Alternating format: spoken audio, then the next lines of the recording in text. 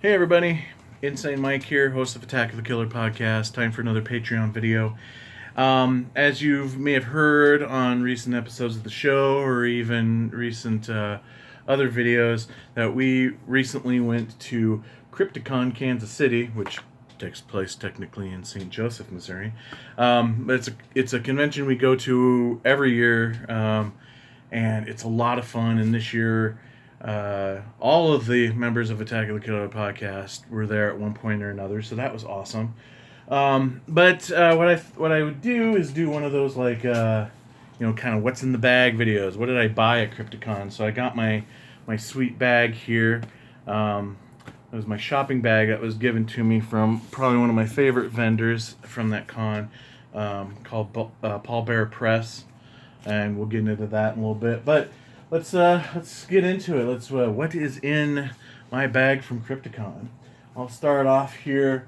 Got a some original art from seeing my all-time favorite movie, Dawn of the Dead, by an artist friend that was there. Picked that up. And also, I didn't do a whole lot of autographs this year.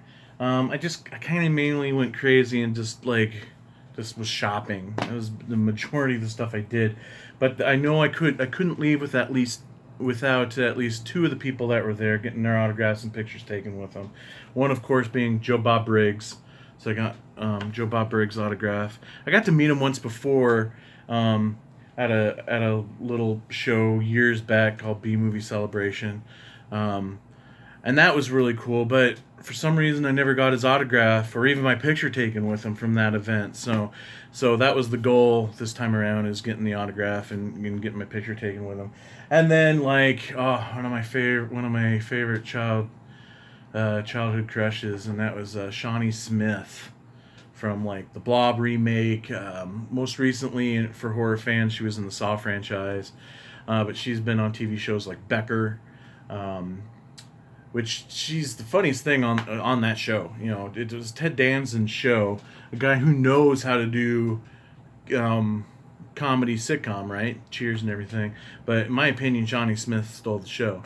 But I first developed a crush on her thanks to Summer School, of all things. She was awesome in that. One of my favorite 80s comedies, Summer School. So those are the only two autographs that I got, and I got my pictures taken with them and stuff like that. I'm kind of bummed that I didn't do more. I think next year I'm gonna maybe not go so much with the mindset of I'm gonna just buy. I'm gonna go shopping more than just creating those experiences with meeting celebrities.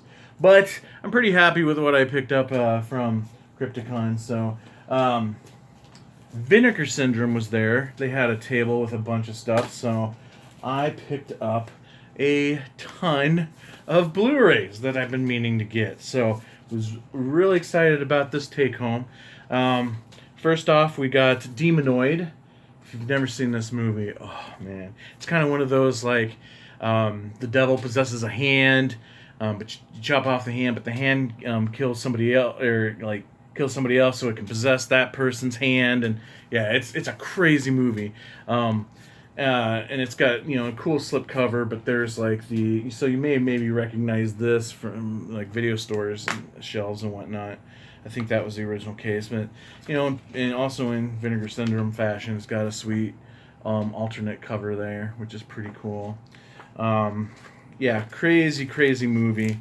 Highly recommend checking it out. Mostly that the main reason why I got this one is this movie's awesome. It's nuts. But a lot of the other stuff, Blu-rays I picked up, were directors I like or what have you. So one that I was really excited about, because earlier this year Vinegar Syndrome announced that they were releasing it, and that is Paul Bartel's Lust in the Dust, with Tab Hunter and Divine. And when I was younger, I always thought Lust in the Dust was a John Waters movie, just because it's got Tab Hunter and Divine in it, almost like a sequel in a way, to Polyester, but taking place in the Old West. And then it was later that I figured out that it was Paul Bartel, which I'm also a huge fan of him as a director. Death Race 2000, Eating Raoul, Private Parts, all great flicks. And And it's got the sweet slip cover, and then like there's its original poster for the front cover art, but then it's got a sweet um, flip cover there too. With that, it's kind of more in a traditional like spaghetti western style movie poster right there. Great movie, really funny. Also has Courtney Gaines in it from Children of the Corn. God, what who else? There's a lot of great people in this movie. Cesar Romero, Jeffrey Lewis, Henry Silva. And this Blu-ray is pretty sweet. It's got the making of Less Than the Dust. It's got a little miniature doc about Paul Bartel, which is really cool. I was really excited to check that out.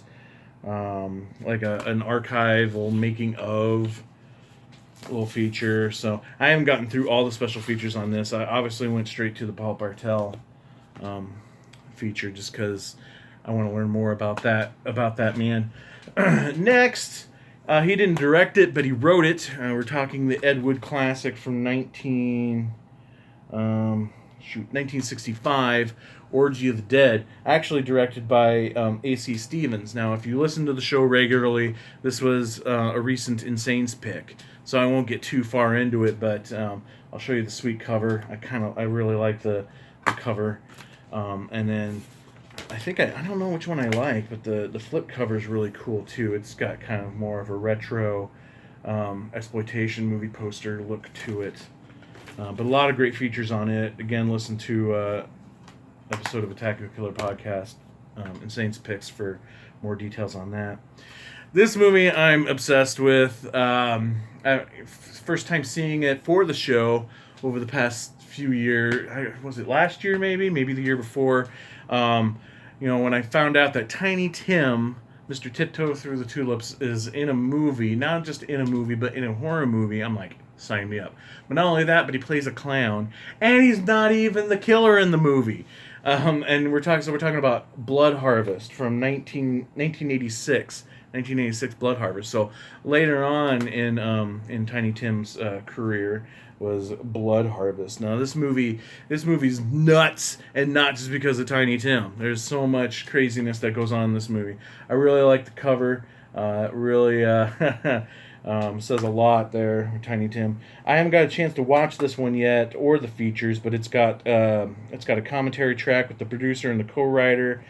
It's got an archival interview with Tiny Tim about Blood Harvest, so that should be really interesting. A rare interview and footage from a performance he did in Niagara Falls on September 3rd, 1967. That I'm really excited about because everybody knows him from Tiptoe Through the Tulips, but I know a lot more of his other music that he did as well. So that'll be pretty exciting to check that out. There's a little essay booklet in here. As well about the movie. And nice thing too about Vinegar Syndrome, they give you both discs in all of these, both the Blu-ray and the DVD, and of course the flip cover, which is kind of, I don't know, it's not as cool as this one, but I mean, it doesn't make for a cool poster, but the imagery is kind of cool, kind of blurred with a lot of silhouette of the killer with the knife and everything, but not as cool as some of the other ones. That might have been like the VHS cover. I don't know. I never heard of this movie until I discovered it a couple years ago for Attack of the Killer podcast, and it's also a definite Insane's Picks. Also a big Don Dohler fan. This is the first Don Dohler film I've ever seen. Back when I bought the Paragon Video VHS of this movie. I wish I still had that VHS too. Those for VHS collectors out there, or even non-VHS collectors out there that are curious about about this second revolution of VHS collectors. Paragon Video goes for high dollar, and I had a ton of them that I sold on eBay. I made a lot of money off of them, but I also regret selling them as well. But anyway, Don Dohler's masterpiece, Night Beast. This was like the third or fourth film that he did, and so this was like after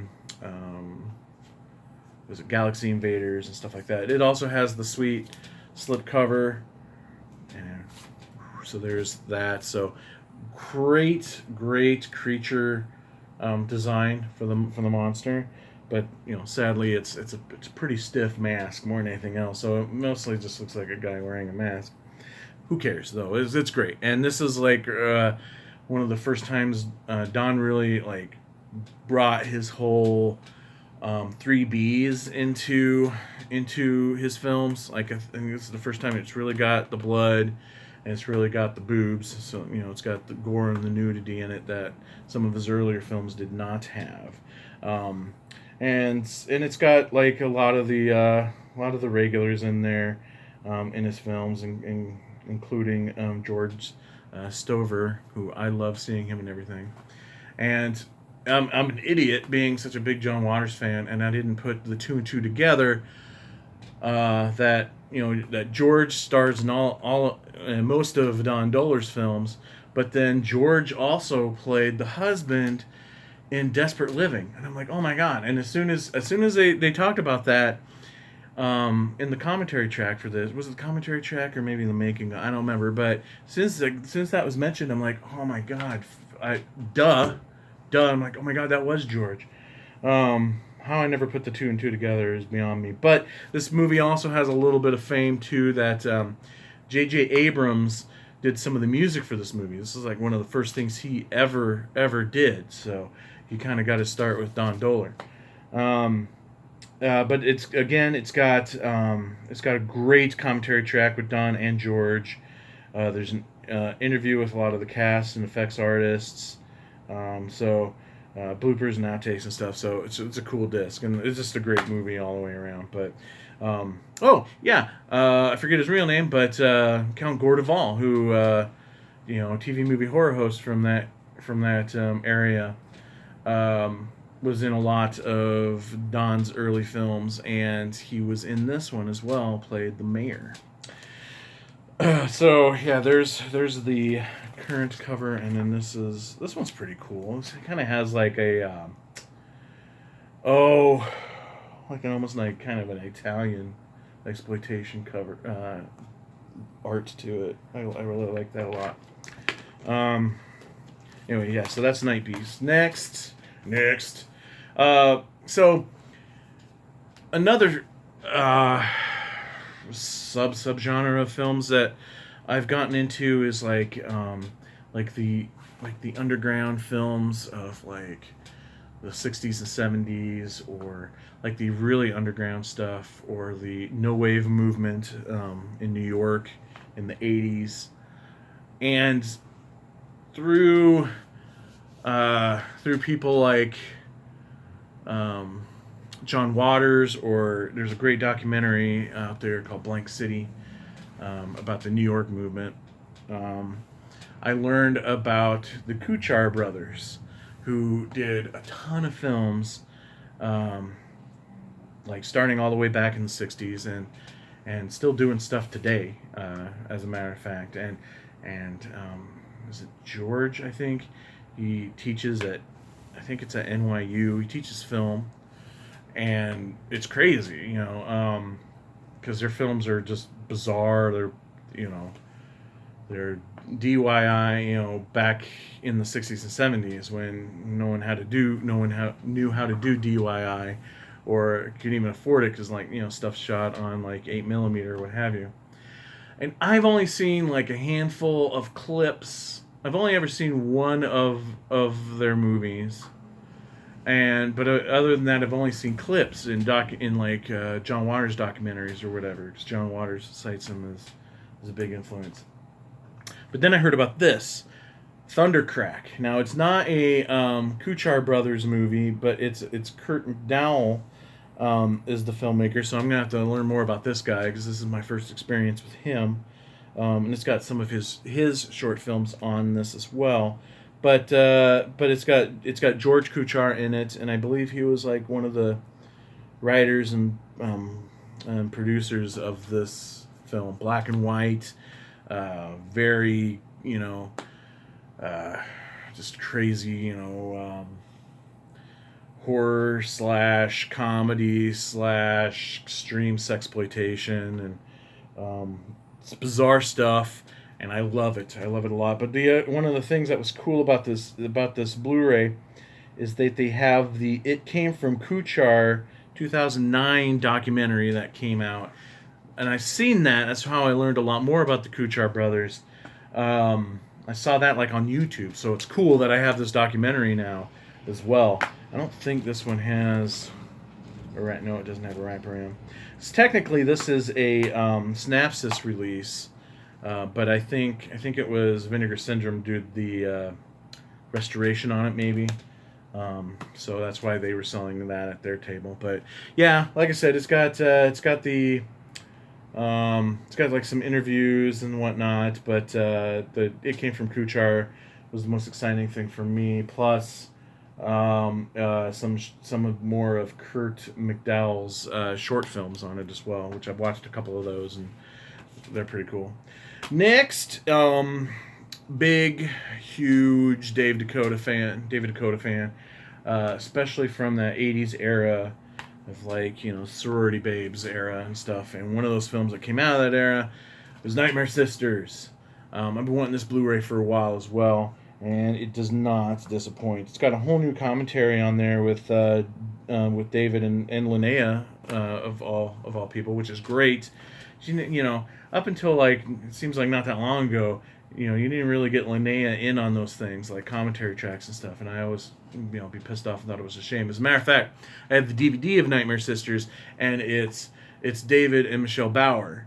And I think Brink was there too. Maybe it was both of those girls, but Linnea was nowhere to be found. So cool now that we get Linnea talking on this, talking about this film too. And it's got bloopers and outtakes and stuff, and it's got the feature-length TV version, which I need to watch, because I don't know how this movie could have ever played for TV. But this came out during the Cult Video subsidiary of Charles Band Companies, where it seemed like all those movies were made for the cable market first, and then did video and stuff. And that's how I discovered a lot of those movies back in the day, because of cable. Most in particular, mentioned a million times, USA Up All Night. And he would show Sorority Babes, The Slimeball Bolorama, Assault of Killer Bimbos. A lot of great stuff, a lot of great films that came from this Cult Video label. And this is one of them too, but I'm like, and I never did get to see this one back in the day, but it's, the girls, it's got the triple threat Scream Queen, Linnea, Brink, and Michelle in this film, playing the title characters, and they are 70% naked in this movie. So how they could do a TV edit, I'm curious as hell. And then lastly, just because I need to get into this filmmaker more, I haven't really seen a whole lot of this filmmaker, and it's embarrassing of me, of all people, to say that I haven't, but I picked up an Andy Milligan movie, and I didn't go with anything like traditional, the stuff that he's known, or like the horror films that he's known for or whatnot. So I went with something a little bit more sexploitation. I went with Flesh Pot on 42nd Street. And I watched it, and it's freaking awesome. Loved this movie. Again, cool slip. Oh, I didn't show you the reverse. Jump back to Nightmare Sisters real quick. There's the front cover, and then this was awesome. Here's your flip cover, Linnea. It's all just Linnea's mouth. So there you go. So anyway, Flesh Pond on 42nd Street. So you got the slip cover, and I did it backwards. So there's the front cover. Does it have a flip? Yeah, it's got a flip, but it's just more of a less color version of the front. So those are all the Blu-rays I grabbed from just the Vinegar Syndrome table. So feels like I spent most of my money there. But going back to who I was talking about before with the Paul Bear Press. What's cool, what I like about their table is they usually have a lot of vinyl, and so I did manage to pick up some vinyl this year. I'm a big Cramps fan, so I got Date with Elvis on vinyl. Pretty excited about that. This is interesting. Being the Herschel Gordon Lewis fan that I am, I've got Herschel Gordon Lewis's Gruesome Twosome on vinyl. So it's a lot of music from the movie, but also a lot of the dialogue from the movie. So it's an interesting release, and it's because I love colorful and flashy stuff, and one of the things that I love about the renaissance of vinyl is that you always try to do some pretty colors and stuff. So Gruesome Twosome's got a nice red vinyl. And then last but not least, the last thing I picked up, one more vinyl, I picked up the soundtrack to The Church, the Italian film, also known as Demons 3, but is completely unrelated to Demons 1 and 2. And I can't remember if this has a cool vinyl or not, so we're gonna take a look. I can't remember if it did or not. Oh, it does. It's orange, and now it's broken. No, it's fine. But I almost kind of want to eat it. It looks like a candy. Yummy. So that's what I got from this year's Crypticon.